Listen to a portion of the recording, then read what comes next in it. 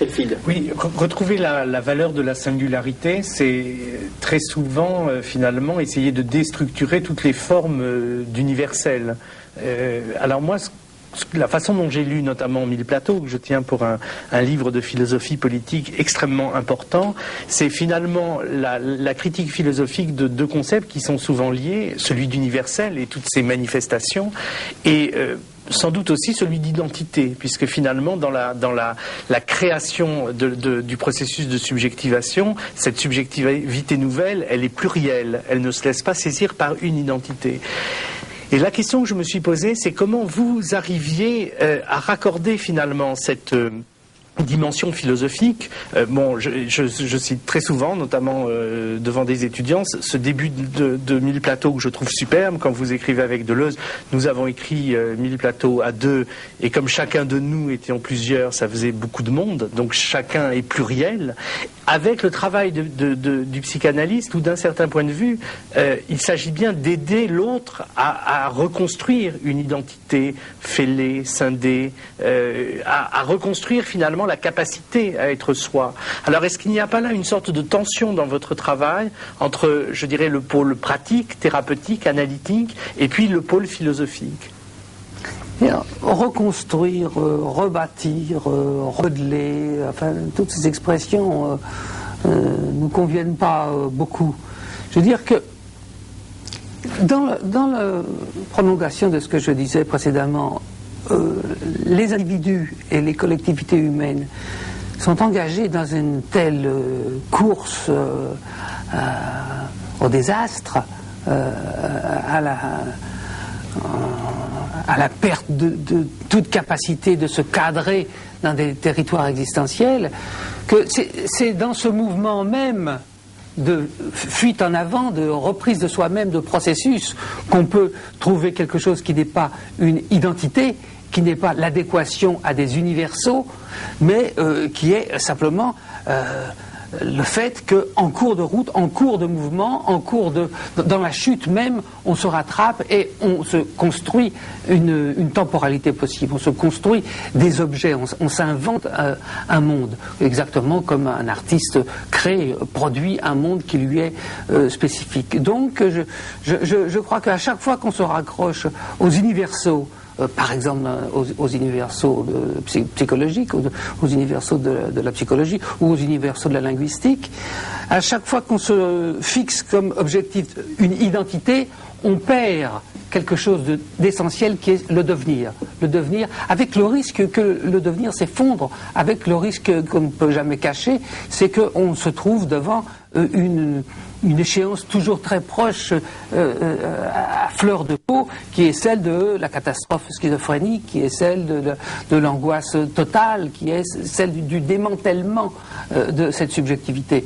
Alors, on peut se dire, oui, mais non, j'ai toutes sortes de protections, de garanties du moi, etc. Il faudrait parler de la critique des théories du moi à la lumière de l'éthologie humaine aujourd'hui, telle qu'elle montre que la multiplicité du moi, qui ne se présente pas du tout comme système de défense par rapport au conflit, eh bien, on est toujours proche, on est toujours là, à la limite de se casser la gueule, et puis, c'est dans ce retournement, dans cette pirouette, dans ce tour de force, que aujourd'hui, l'individu comme l'humanité peut se reprendre.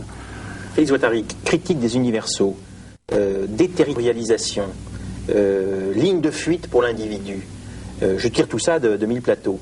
Est-ce que finalement, ces mouvements perpétuels, ces déplacements perpétuels, ne conduisent pas à s'interroger sur, vous dites, le moi, ça ne suffit pas pour savoir ce qui nous tient, sur ce qui structure le moi, ce qui structure l'individu, et la manière dont on hérite du passé.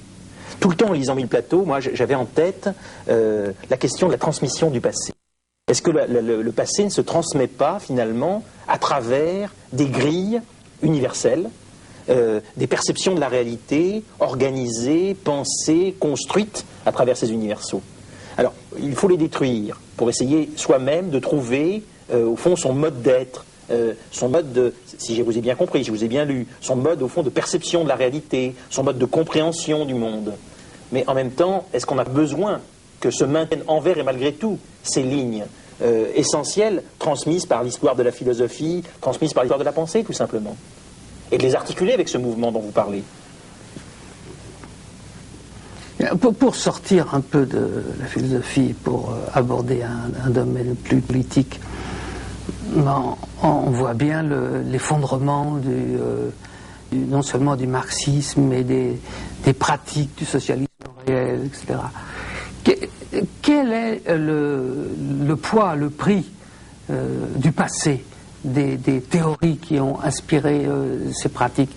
Il est grand, puisqu'il permet de mesurer en effet l'écart, il permet de mesurer à quel point les espoirs mis dans une certaine représentation du monde pouvaient mener à des catastrophes.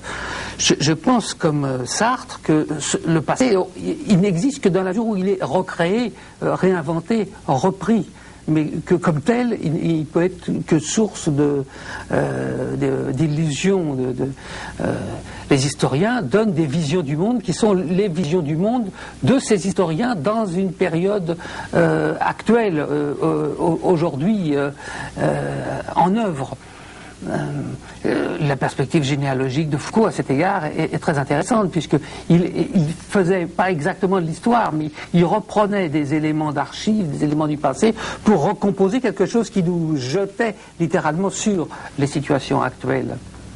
Enfin, quand même, pertinence d'une certaine façon du passé, dans la mesure où, pour penser, on a besoin de s'appuyer sur un patrimoine philosophique, et qu'en fait, pour lire Deleuze et Guattari, est-ce qu'il ne faut pas déjà avoir lu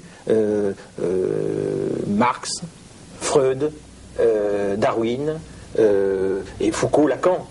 Non, franchement, je ne pense pas. Alors, on peut commencer comme ça, avec Deleuze et Guattari, la philosophie. Franchement, on peut commencer la philosophie comme ça, sans structuration? Mais non, mais paysage. Vous avez des objets qui circulent, qui ont été traduits dans différents pays. Bien. Vous pouvez aussi bien commencer à réfléchir. Ça peut être une introduction à Hegel ou à Platon. Vous pouvez commencer par ce que vous voulez. L'important, c'est de savoir si certaines phrases, certains énoncés vous induisent à penser, vous emmènent même éventuellement une rêverie, dans une perspective de... Ce que je voudrais vous faire dire, c'est qu'il y a peut-être une fausse destruction des références philosophiques dans vos livres. Et finalement, un mouvement très intéressant, passionnant, mais qui s'appuie bien évidemment sur ce qui a été construit, contrairement à ce qui est affirmé dans le livre. Je vais vous prendre un exemple dans un autre domaine. Oui, je vous en prie. Oui, je vous en prie, prenez votre exemple, parce que moi j'ai une question. Les Freudiens ont longtemps raisonné en pensant que les névroses, les symptômes, les formations psychopathologiques actuelles devaient se référer à des points, à des fixations dans le tout premier âge, entre 0 et 3 ans, quelque chose comme ça.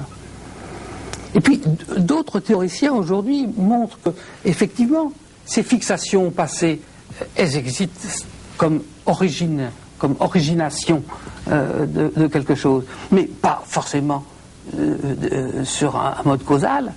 C'est pas parce que vous aurez une référence anale, par exemple, on parler de l'origine infantile. seulement comme mode causal. Pourquoi parler de l'origine exclusivement comme mode causal?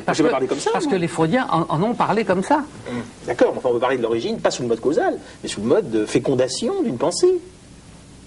L'origine, la philosophie, les philosophies qui précèdent peuvent féconder des pensées. Je ne suis pas contre les philosophies qui précèdent. Vous me poussez dans des retranchements étranges. Non, mais je vais essayer de trouver une voie de sortie. Hein. C'est pas la question que j'ai posée, mais je la pose par rapport à ce qui vient de se dire. Est-ce que, alors, vous avez une sensibilité pour Aristote et l'antéléchie, c'est-à-dire ce mouvement qui part, ça, le petit coup de pied qui lance quelque chose, un mouvement? Oui, si vous voulez, oui. Ça correspond un petit peu à... Oui.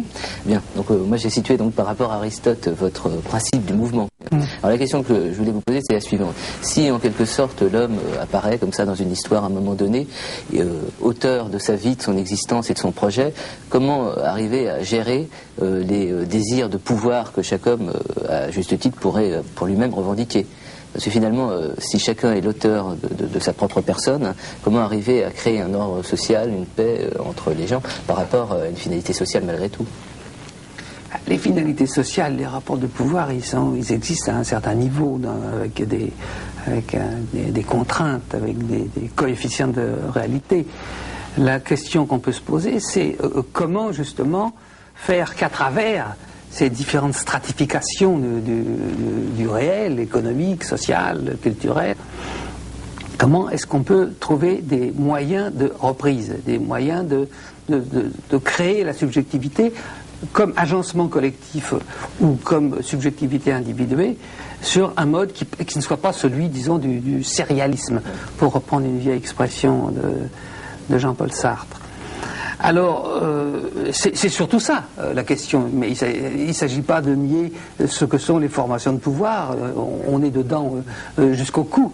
Et avec le postmodernisme, on a vu même le spectre d'une perspective qui consistait à purement et simplement refuser l'idée même de pratique.